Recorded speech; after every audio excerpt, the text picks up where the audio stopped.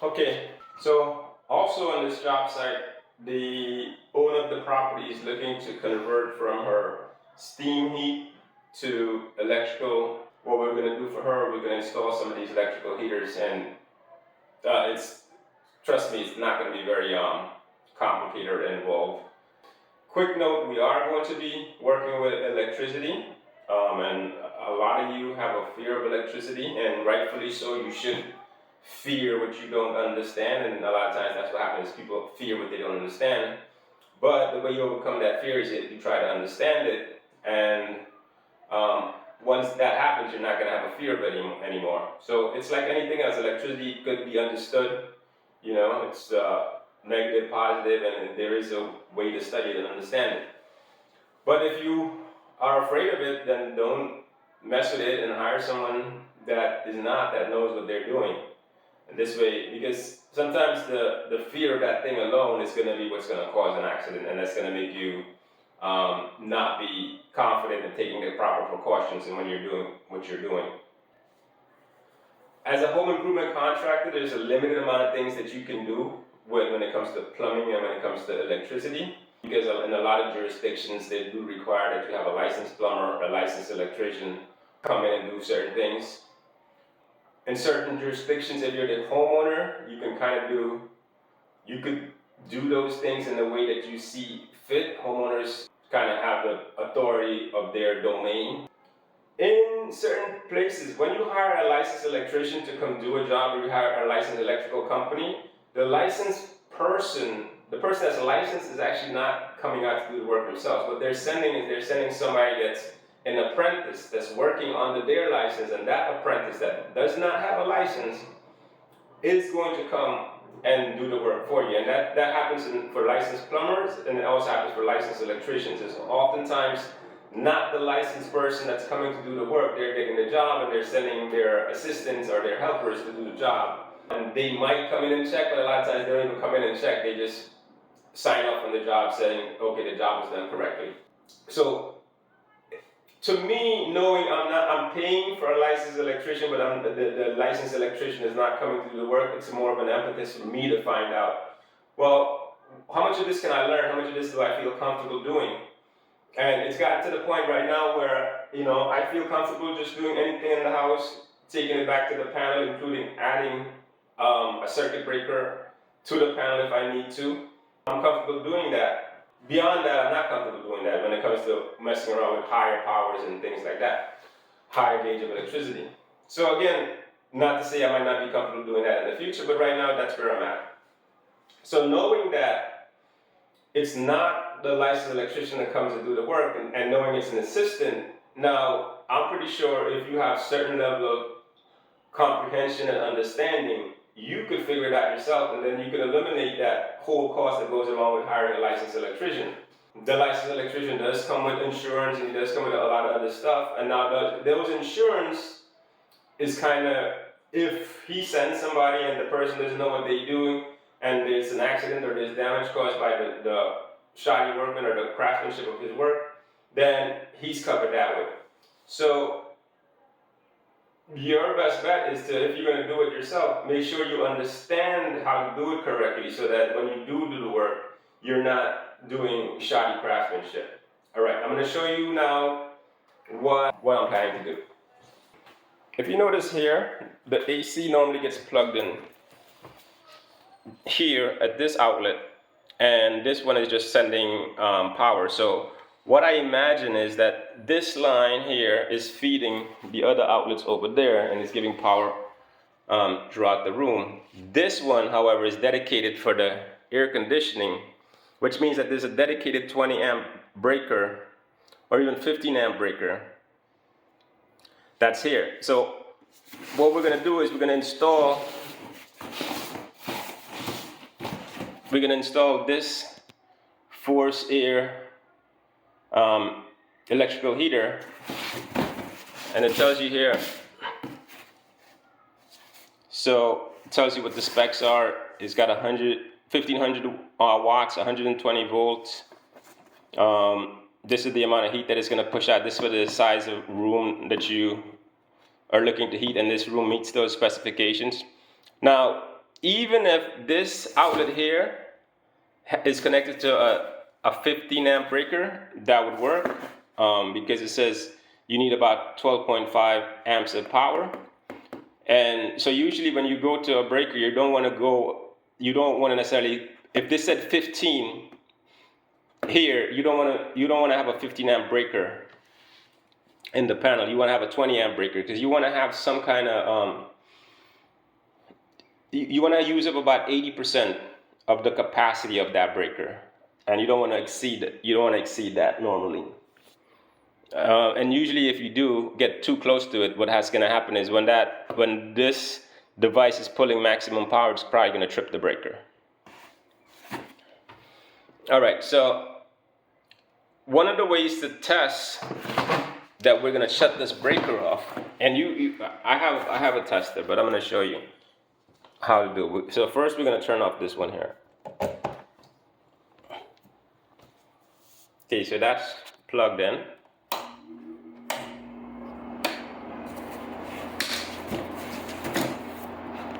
And we're gonna go to the panel. So now you hear the AC running.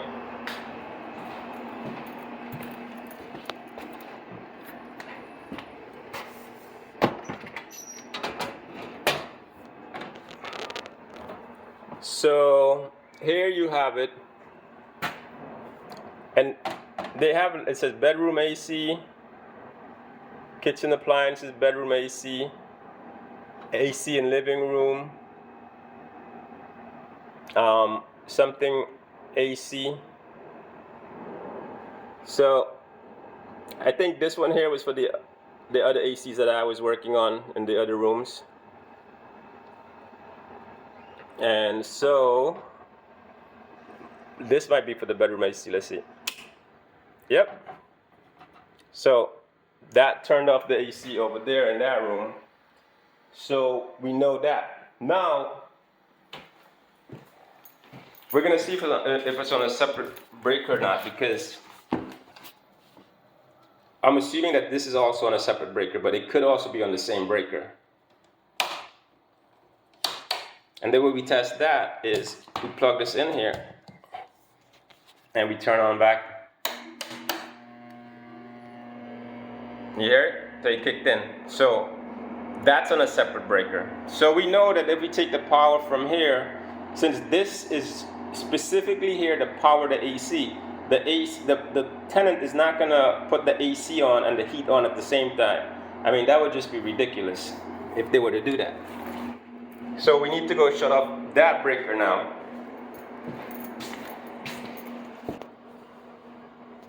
And so let's see. That might be this one here. Yeah, so that's this one here. So that's these two outlets. I'm gonna try to mark those with something. Okay, so we killed the power here. I'm gonna open this up and I'll show you what exactly we're doing.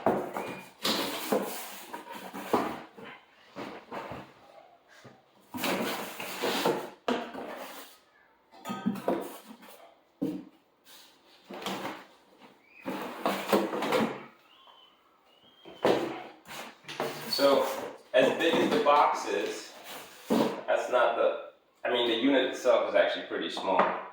So I'm hoping that I can put the unit right there. We gotta see exactly though, because it might not go there. There might be a wood here. So I'm looking for the cavity in that space to put this in. So I'm gonna cut a little bit of access point there so I can see what's going on.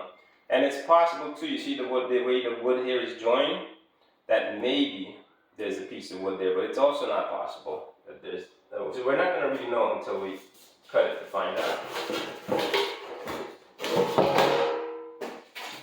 And this here is going to be the housing that's going to house the unit. So really, this is the housing that we want to put here. And we want to put it low enough so that when it starts to blow the air, it's actually blowing the hot air, and the hot air is going to rise. You don't want to put this unit at the top, because then the hot air is going to just stay at the ceiling. And so usually I know it's the top and the bottom based on the writing, but it also says here, this indicator says up. So that's going to be like that, and the goal is going to be to cut out an opening somewhere close to this outlet here, because we are going to tap the power from here. I'm not sure how, from this particular outlet, we're going to tap the power from there to power this. First thing, if you know a little bit about construction, you know that there's going to be a piece of wood here and a piece of wood here. This building is actually it's a wooden house, it's not brick. So there's going to definitely be a piece of wood here for the window, another piece of wood here, probably two pieces of wood sisters side by side, and that's where the thing is. Now, generally sometimes they put another piece of wood here in the middle, and this would be the middle here. So I'm hoping that we're going to catch that, a spot right there with just a cavity. But let's cut a hole and find out.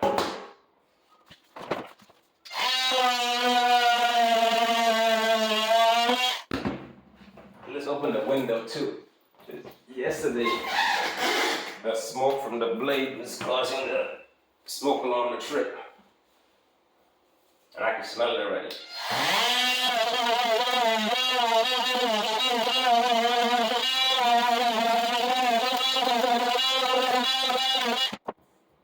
Okay. So, I guess now what's happening is that they probably, so we're gonna have to go more back there to see what's going on. So with these old houses, what happened is that once the original plaster started to crack, what they did was they took a strip of wood and they ran it like this, and then they attached these panels on top of it to keep the house looking decent and probably not have to worry about removing the plaster and a whole bunch of other stuff that's back there.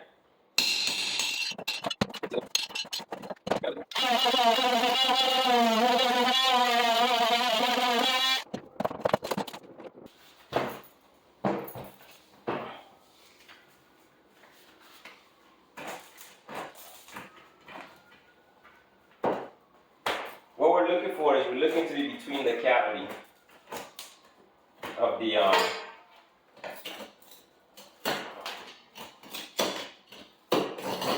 the wall.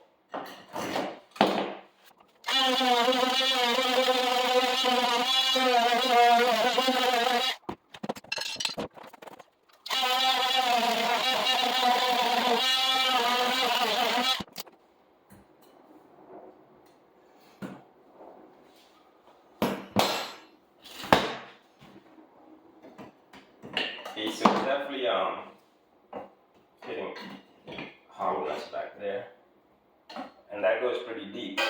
As you can see, it's enough space to house this.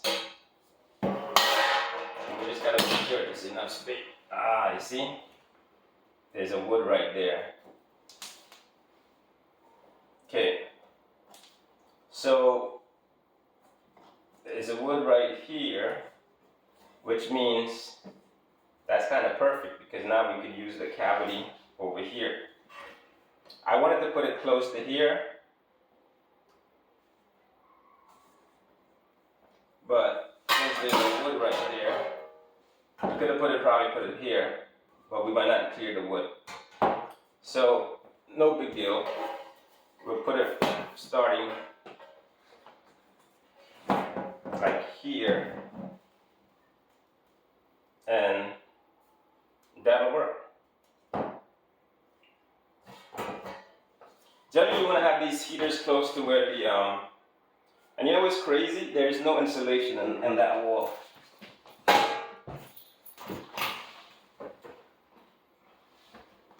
Yeah, I don't see any insulation in this wall. And again, this is a framed house, so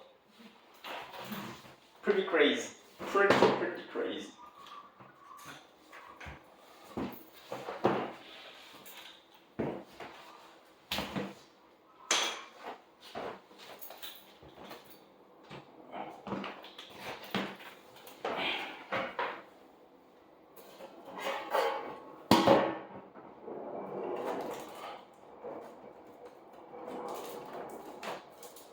Now, if the studs are running like this, that means that there's a footer board down there. Now it's possible it's not there. It could be lower. So let's see where that wood is, because I want this here to go as low as possible to the floor.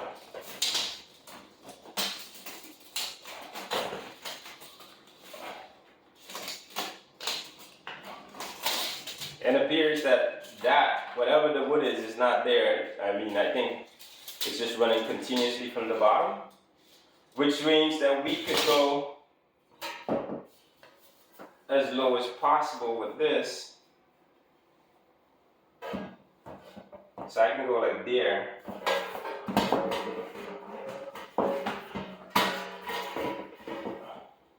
I think I'm gonna keep it like that.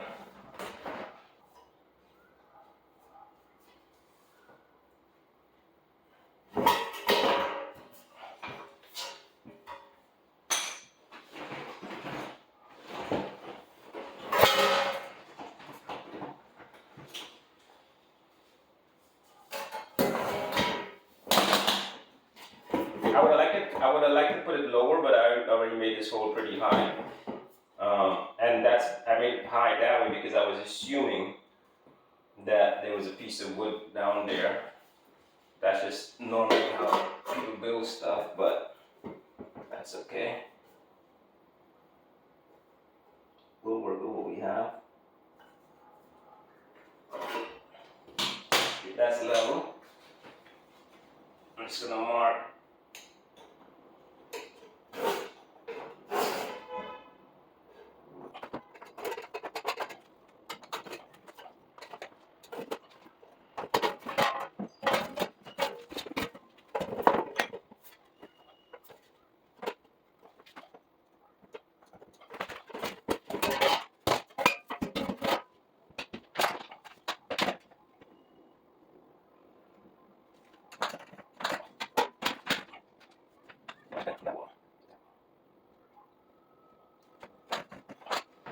So now the fact that there's no insulation in there,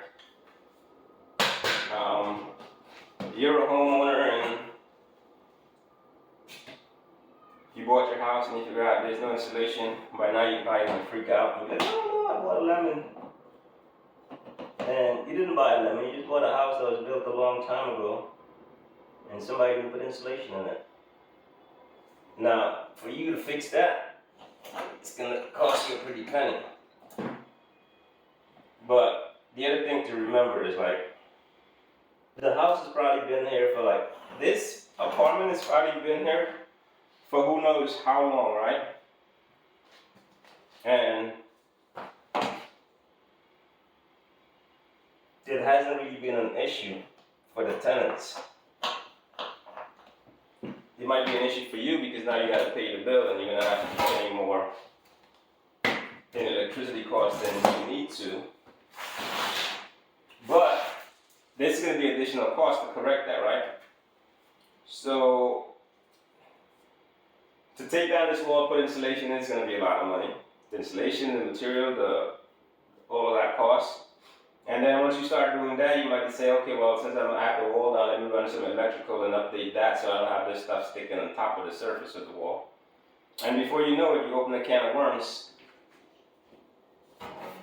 That's going to cost you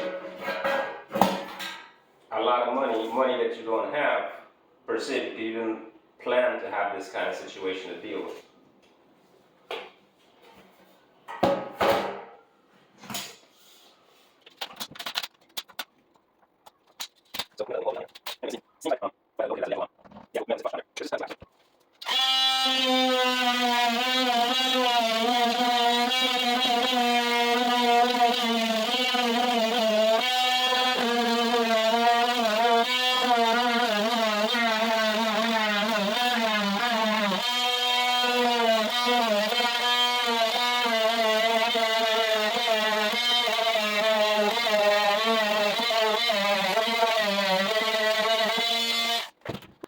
Without that AC, it gets hot in here fast. Oh.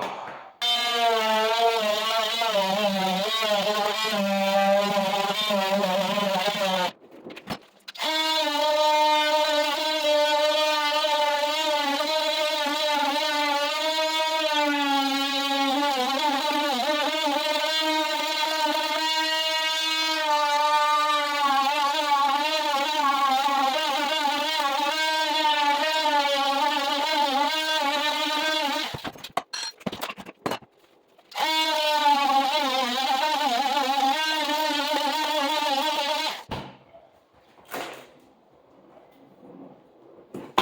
see here, this is the strip of wood that they run to attach this to.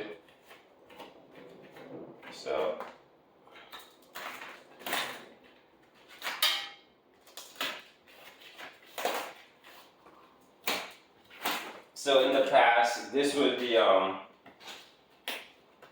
original wall. That's the original molding. And when they did this, I guess they put this new baseboard molding here.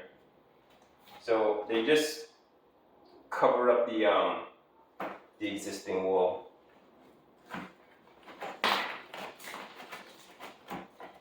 We're actually going to excavate this pretty. We're going to be pretty precise with this, because what happens is, if you damage more than you actually need to, you're going to make more work for yourself. So that's perfect right there. The wood is right there. I also have a space right here where I could run the line from my electrical from here to there. So I'm hoping that's what we can make happen. See how the space is working out here. And that's, now you notice that hole is bigger than the back of it, but as this goes in, it's gonna become wider. So we're gonna cut the rest of that out right there.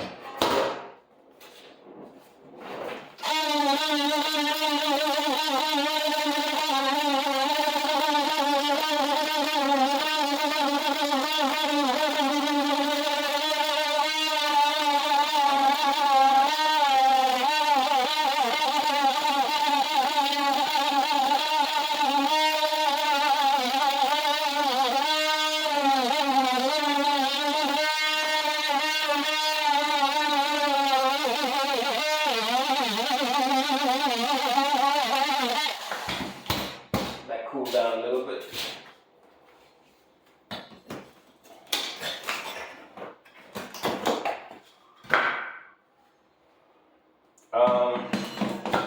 So I already know we're gonna have a little bit of an issue here with how the bottom is gonna rest once this goes in, because the top is gonna rest flush to the top, but the bottom is gonna be a little bit of an issue.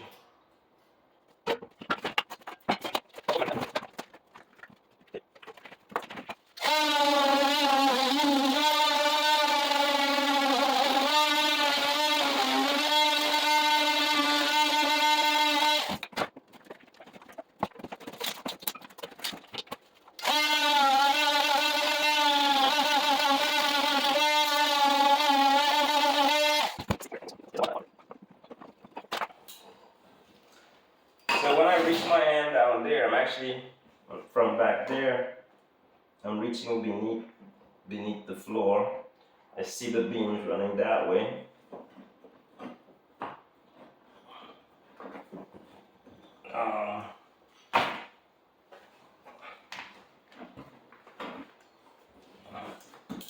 This is what you see back here. This is the exterior of the house.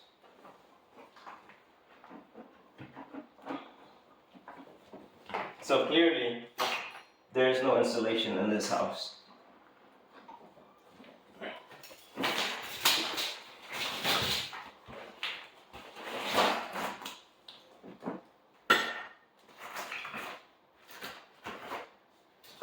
What we're going to try to do, though, is we're going to try to put some insulation in this cabinet, in this particular area here where we're working. At least so that no cold air is coming in from our install. say our because now we're in this together.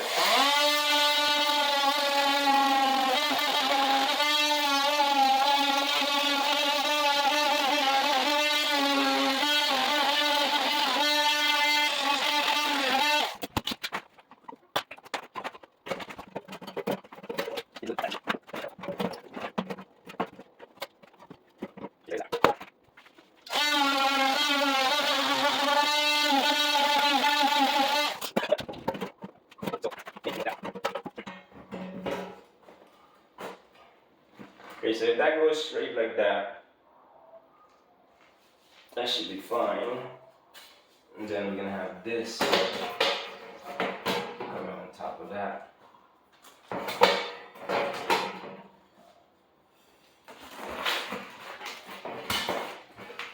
So essentially, what we need to do is down here, we need to cut out that notch so that this could fall flat.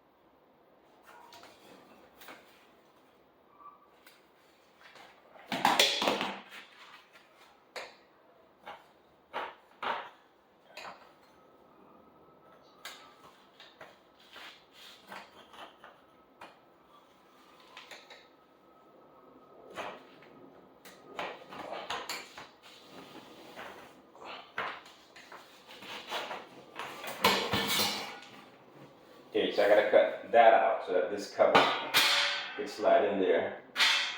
And so this piece is actually gonna go back nice and flat as well. I gotta get my vacuum as well. Vacuum out some of this. So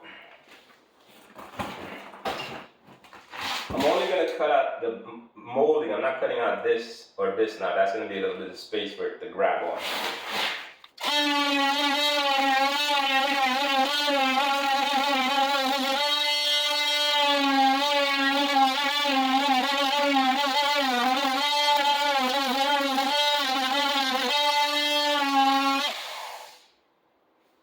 The reason why it's smoking is that blade is so dull. It's just rubbing at it, creating friction, causing a fire. These blades are so expensive that it's like I try to get the most use out of them.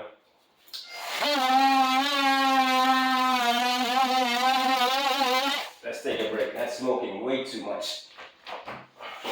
Let some of that smoke precipitate from the air. Let's go back to making a smoke.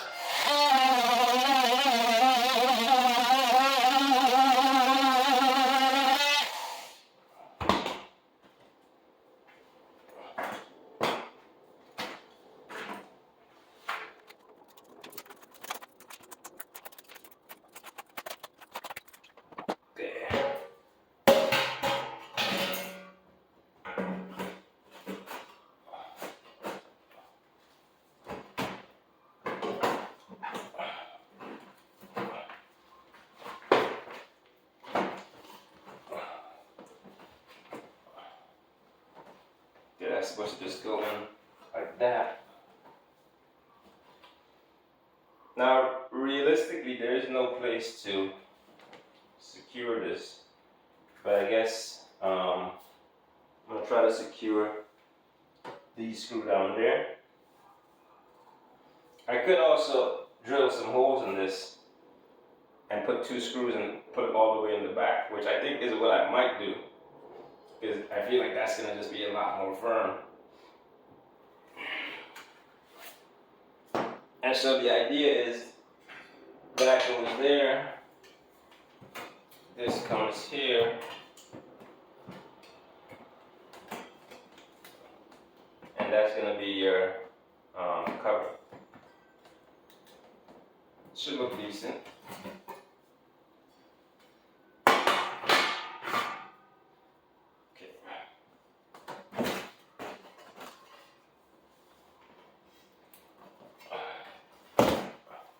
let's clean up a little bit of this mess.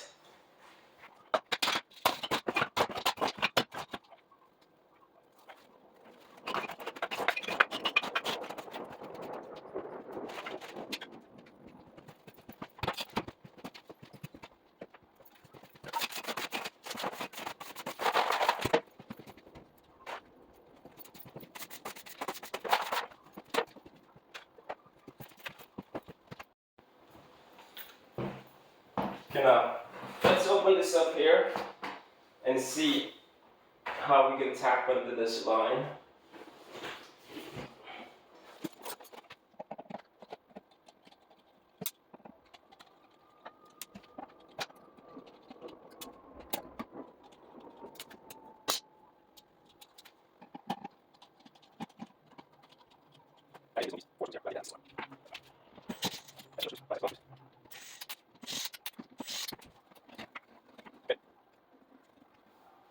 Now this is actually perfect because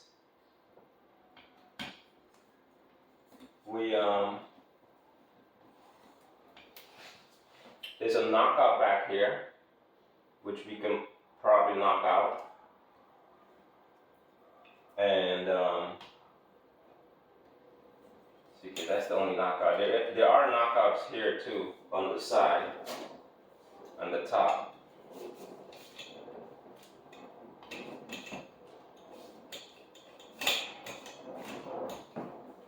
But I think these knockouts are more for passing the rigid conduit.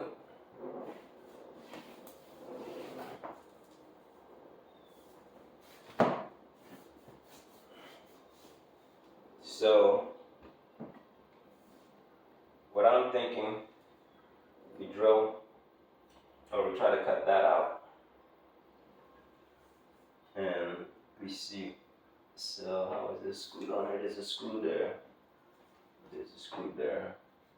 Take those screws out. We could probably get this plate out, and then we can make a hole into it.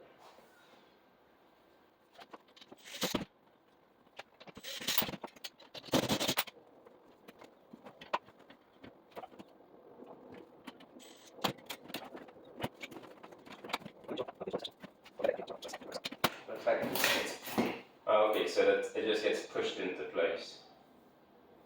Okay. Now we should be able to knock out this tab here and send some wires in it, and then make a hole back there. So let's see if we can knock out this tab first.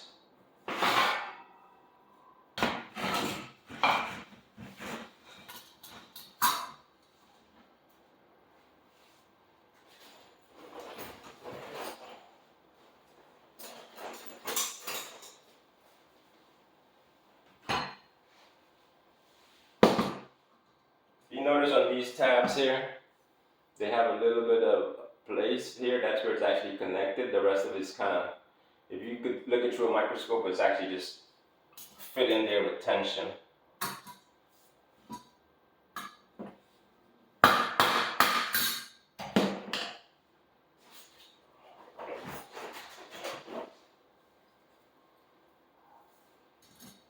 So there you have it.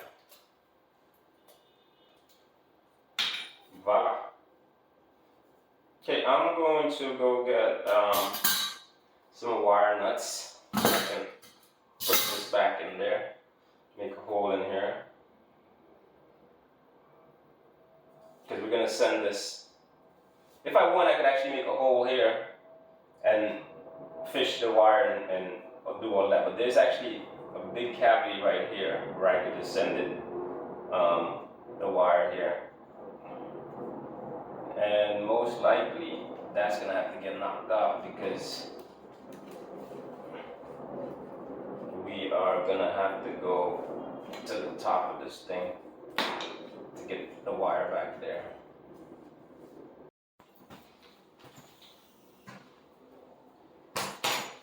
Okay, so the power is off. I forgot to actually show you guys. I also have a contact test to make sure there's no power here. And the contact tester, all you gotta do is touch the cable, and it'll show you that there's power. Let's see.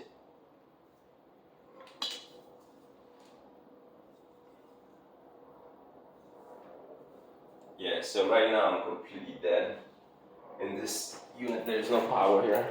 So another crazy thing with this building, I think they wired most of the outlets in each one of the rooms to the same breaker. That might be an issue. But we are not really, we haven't been contracted to do any of that stuff. So we are going to focus on what we are here to do.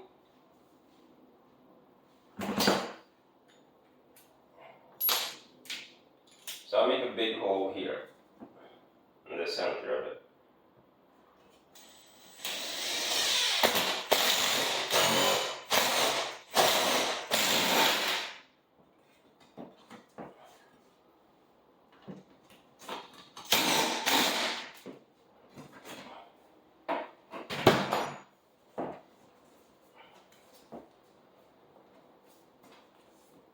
So we had cut a piece of wood from here, there's another piece of wood here. Get it right there.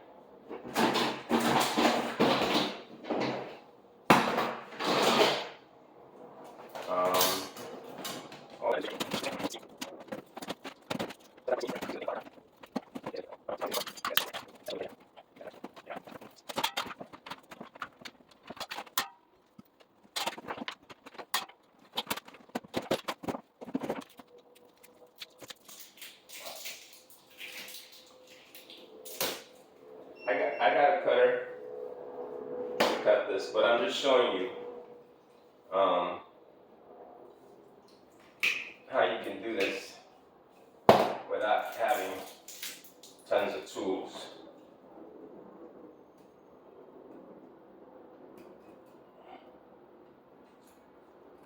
This wire set is about a $10 tool you can buy. So you don't really have to incur a huge bunch of expenses to get this job done.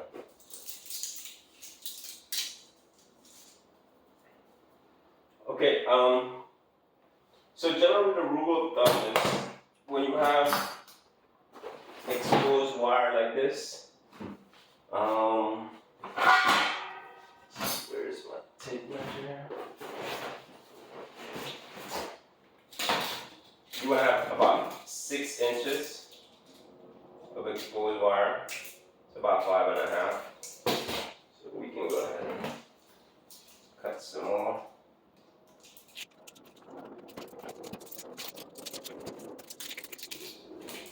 When you're doing this, you want to be careful that you don't damage the cable behind there.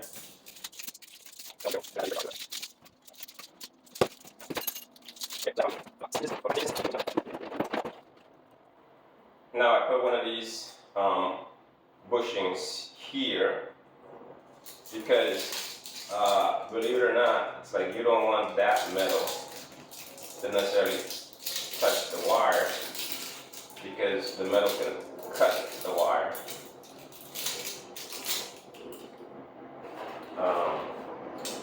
Another thing that I like to do, which you're not going to find a lot of electricians doing this.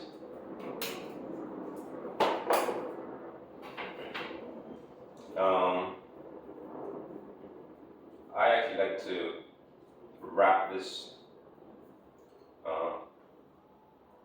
bushing with electrical tape so it doesn't necessarily slide off like this. So.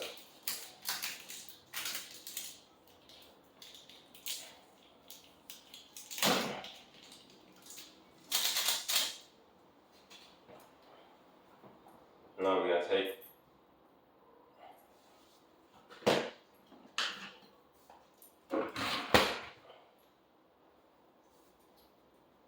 one of these connectors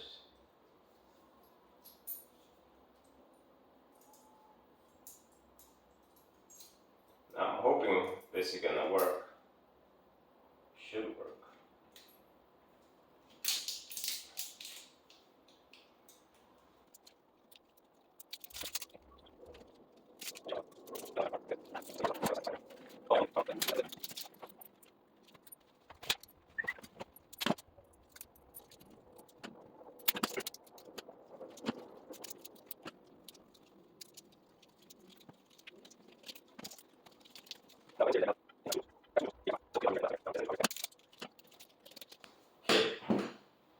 So now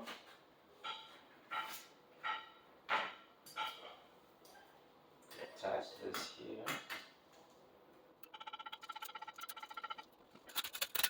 Let's hope this is gonna go back with no problem. It's actually not gonna go back with no problem. You're always gonna have a problem. So just expect it.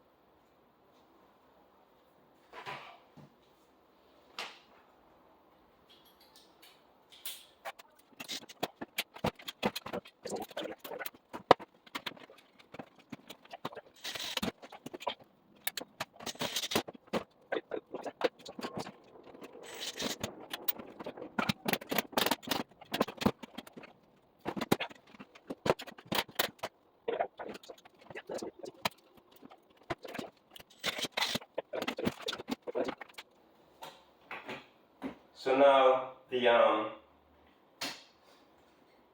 you look here,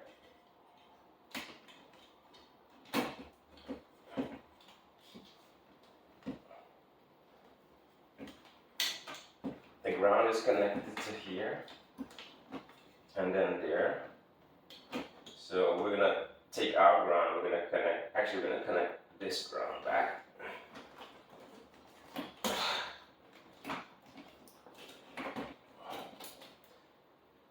Crazy, but this feels like it doesn't feel like 12 gauge, it feels like 14 gauge.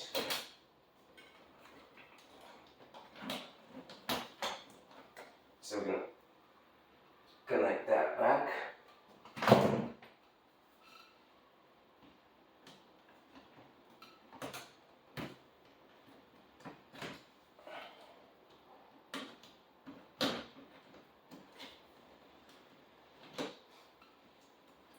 In some areas, that might not be correct, but I have seen people do that. And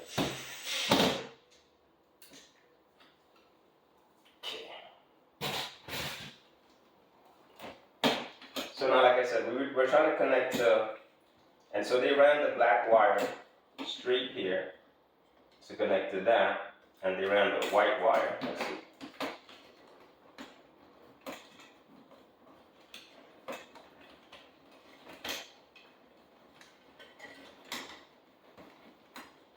Okay, so the black and the white is coming straight to over here. So we're gonna have to take the black and the white from there and take the power to send to that. Then we're just gonna use a bigger nut and connect this.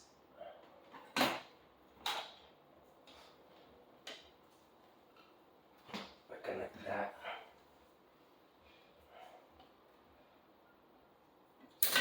A little bit too much cable.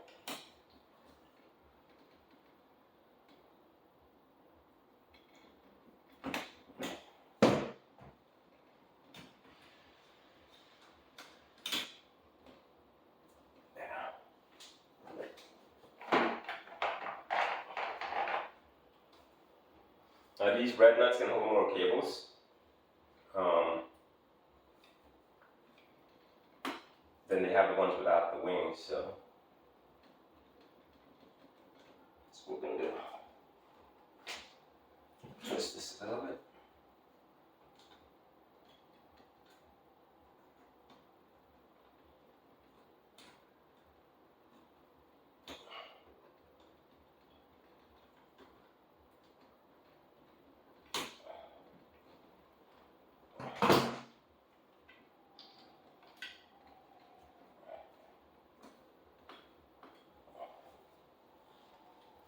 I don't have a tool to screw it down, not an electrician. So while it would be nice to have a tool, my point is you can still get this done. I'm using gloves because the gloves are going to give me a bit more grip. Turn this.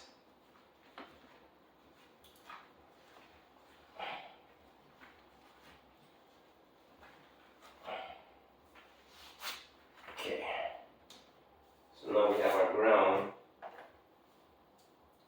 connected.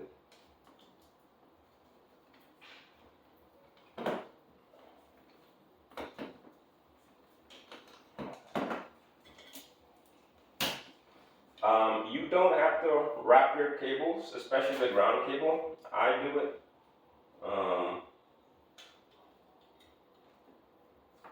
So I think the best thing for here is to take this out.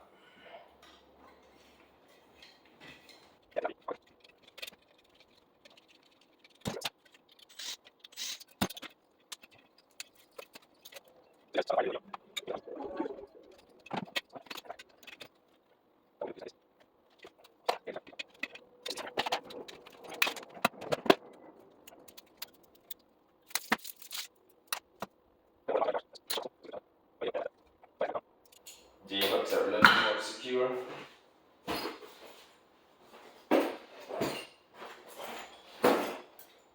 And all the J-hook is this.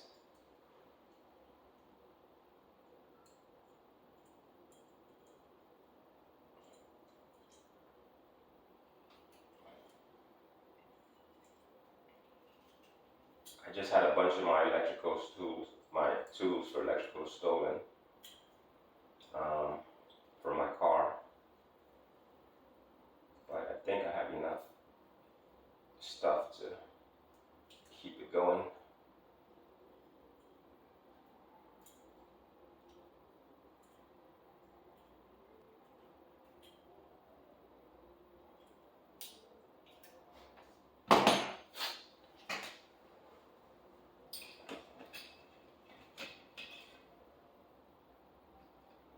When you look at these outlets, one is going to have a white screw, a gold screw. The white screw is for the white wire and the gold screw is for the black wire. So probably one of the reasons why they didn't do a J-hook on this is because adding a J-hook on this can be a little bit harder. Let me take that off a little bit so I can have more room to work on it, because I would always put that back on.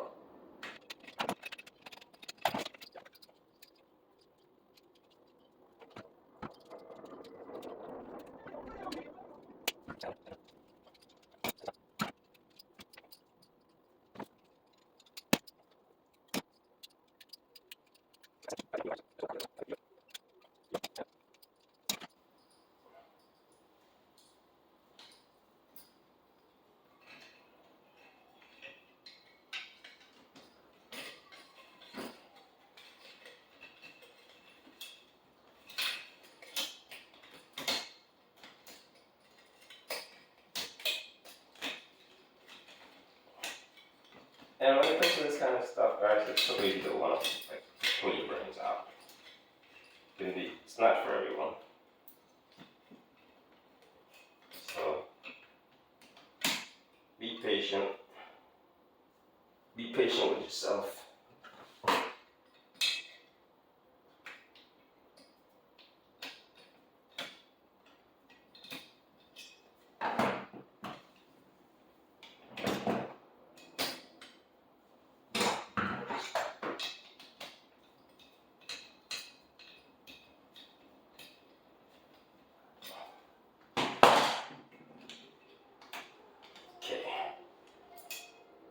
And a good rule of thumb is to wrap it with electrical tape.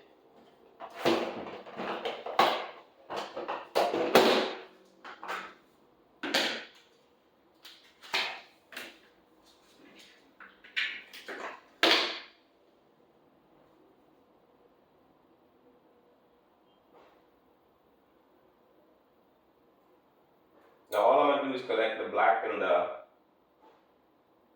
black and the black and the white together.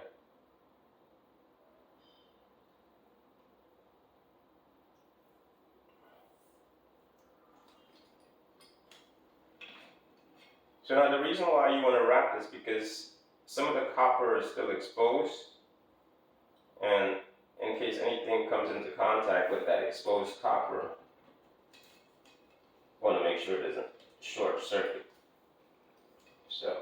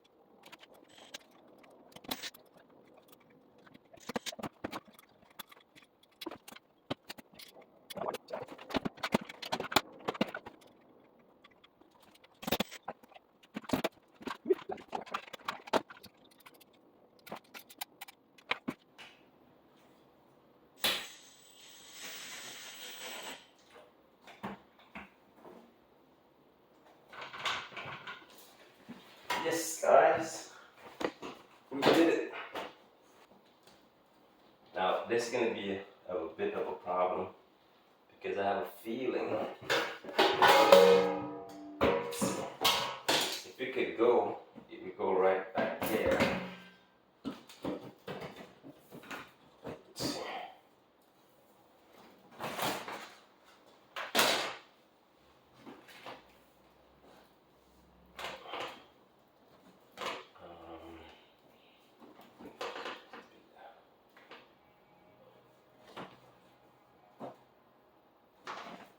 Yeah, so the reality is I don't know how much space is going to be back there for that cable to go because the wood is right there.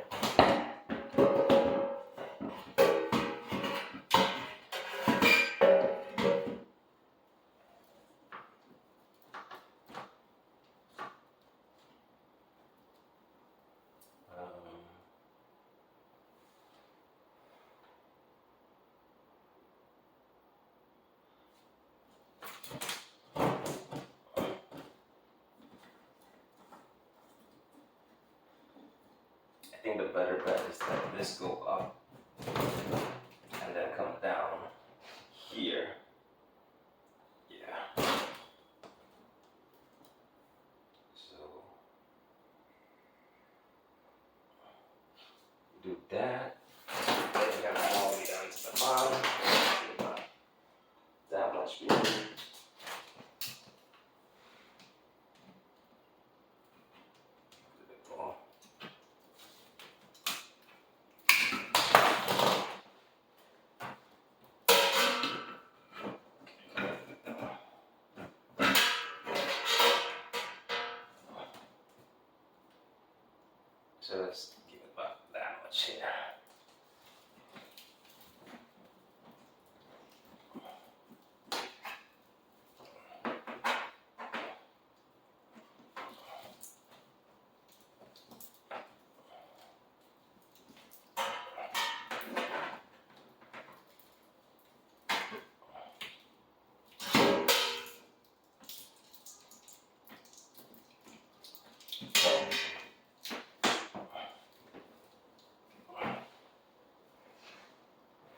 But my gloves are pretty weak.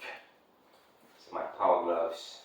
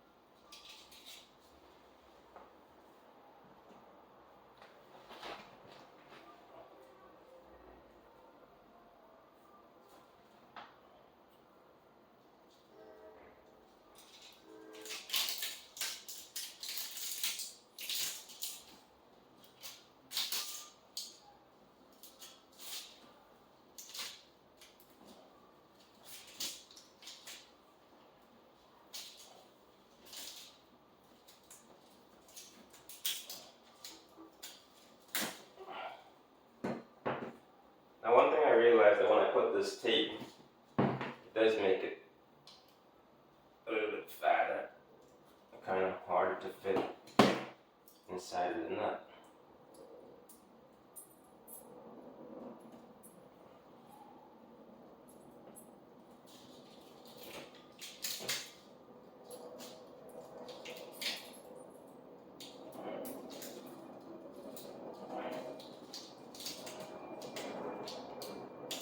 That one fit pretty good there.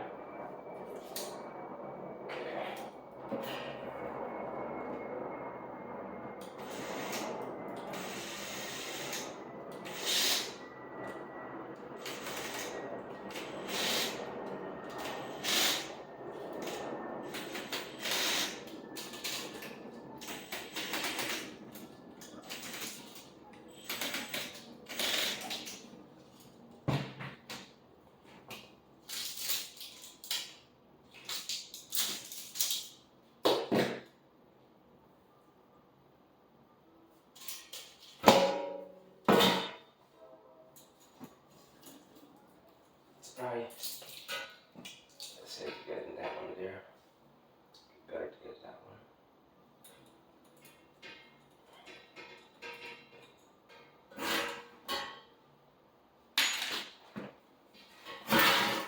These things are actually a pain in the butt. You would think it would be easy. not take out for some reason. These guys make this a little bit hard.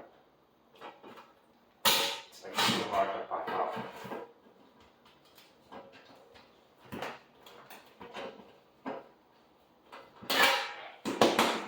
Yeah, if somebody could tell them stop making it so hard to pop out, that'd be nice.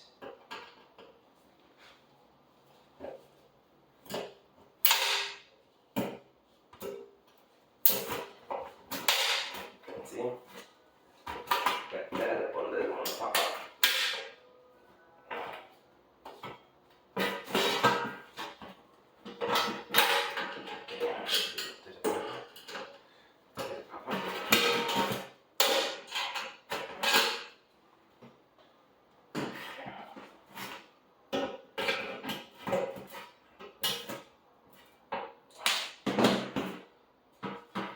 That's just way too hard.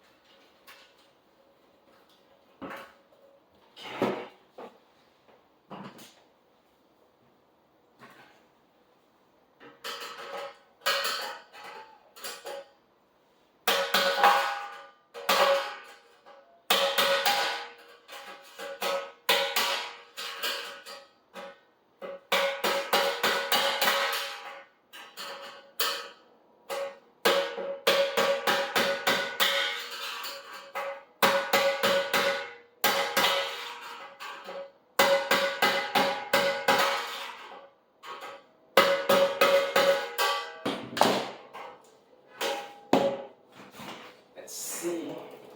Okay, this going. No problem.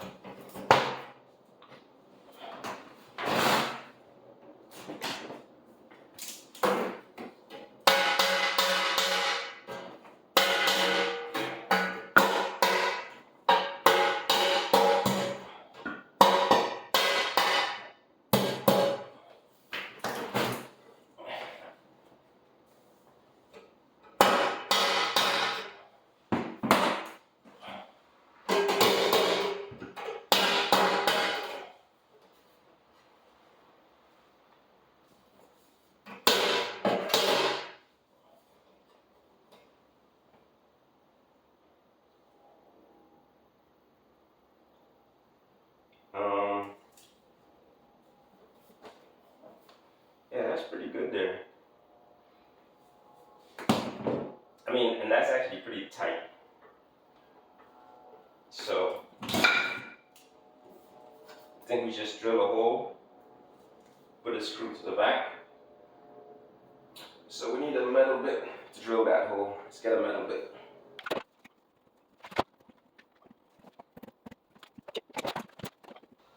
Alright, we're gonna do a metal bit. Then we do one of these longer screws. So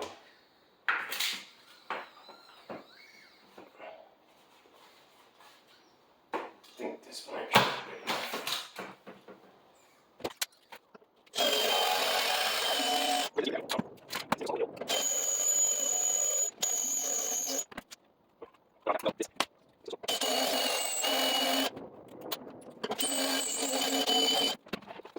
metal.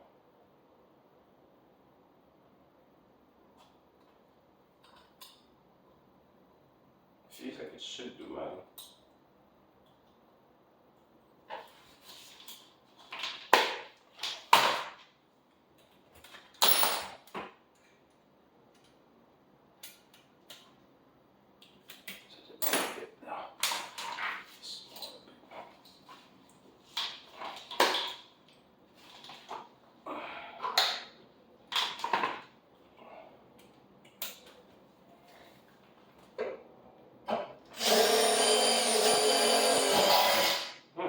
This one could do metal.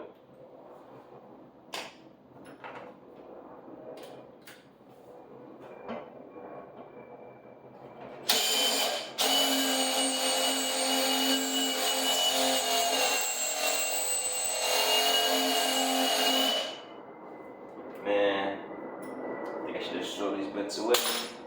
Instead of believing I got something that could work in there, it just don't work.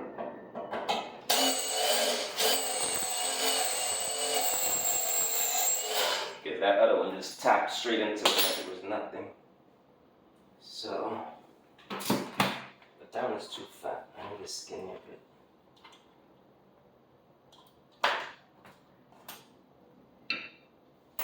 Because, like, too fat.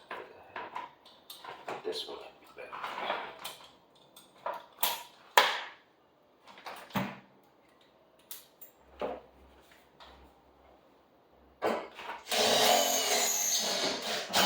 See? It's the bit. Those bits that I have, the golden bits, they're dull.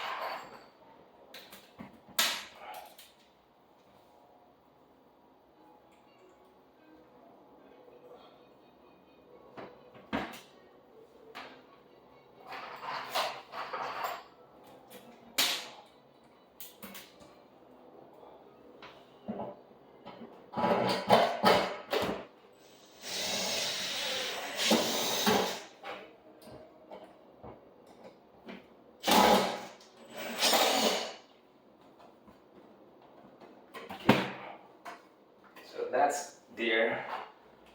It's not going anywhere.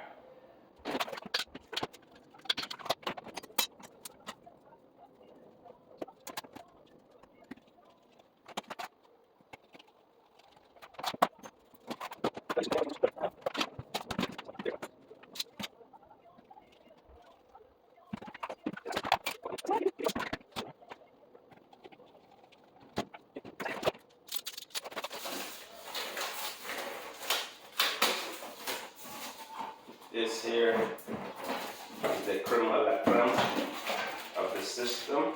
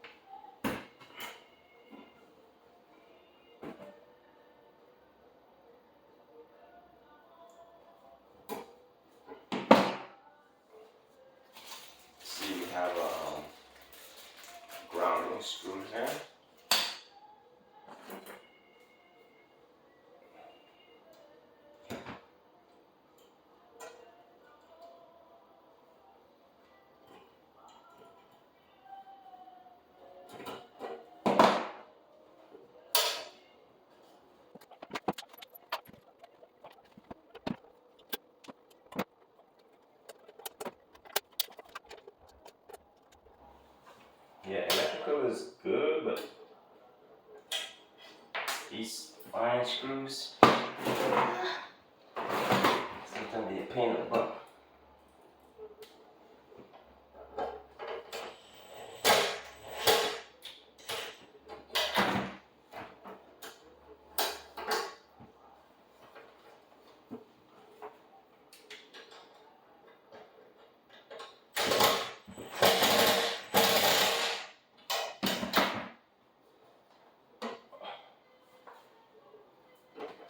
Okay.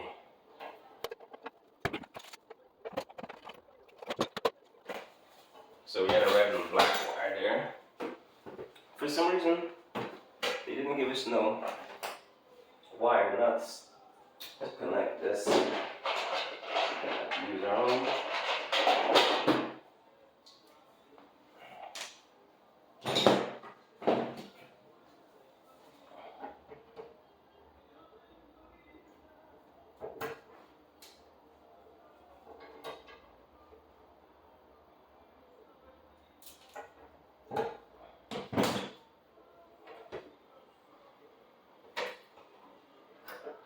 So we do the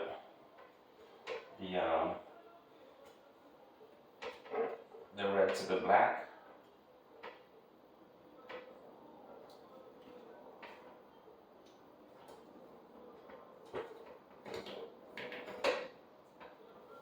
Let's get the power gloves to tighten that up a bit.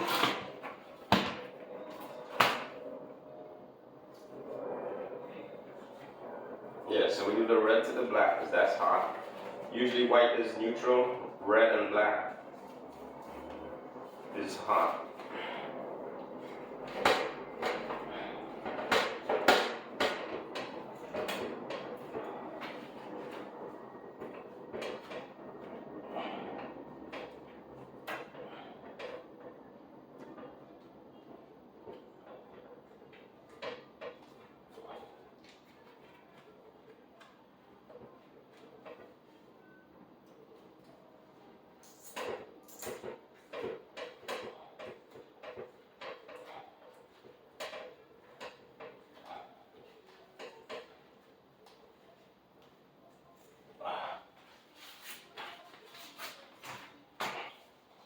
Now I'm gonna wrap that with some tape.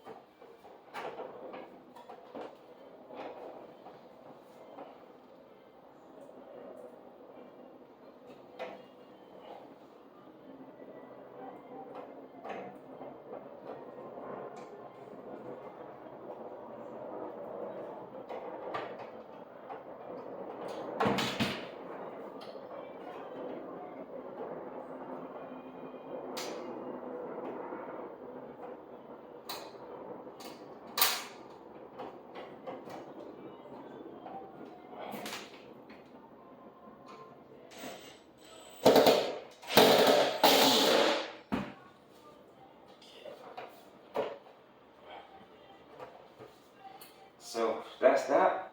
Now you put the cover on like this. Now I think the cover might be too. Let's see if the screws want to reach, because it could be that that cover needs to get out of it.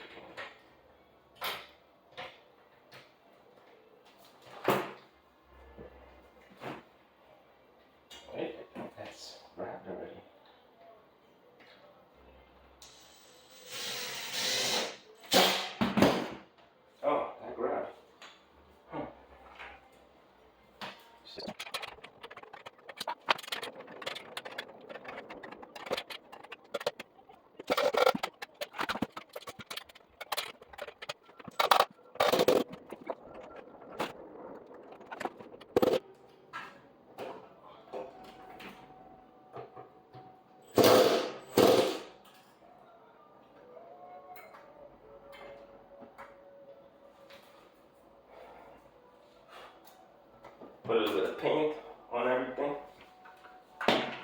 Let's see.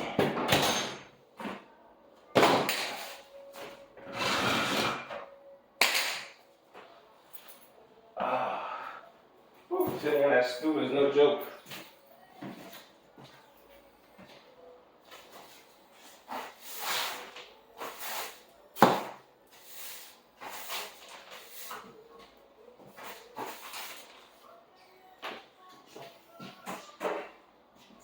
Now we're gonna hit the breaker back and see if everything connects.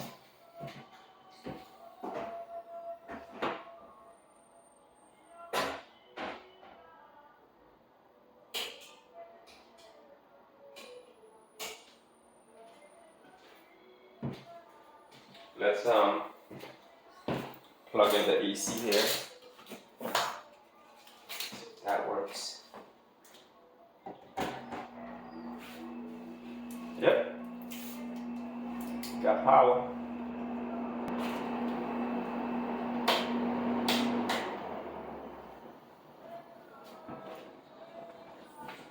Now let's put on back the light.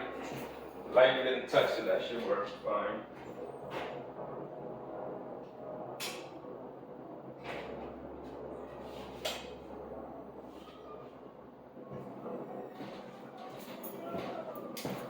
Now let's see if this is working okay.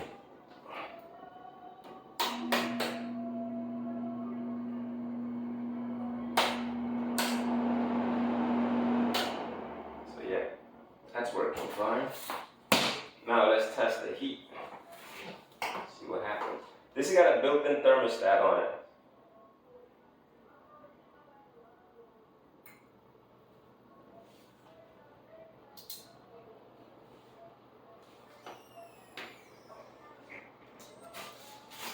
Show you.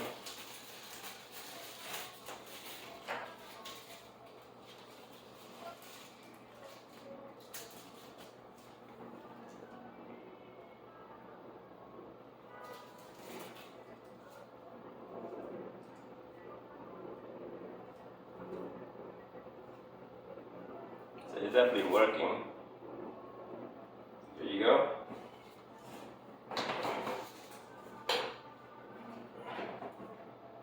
There you have it. Let's turn it off. We don't need heat right now. It's too hot.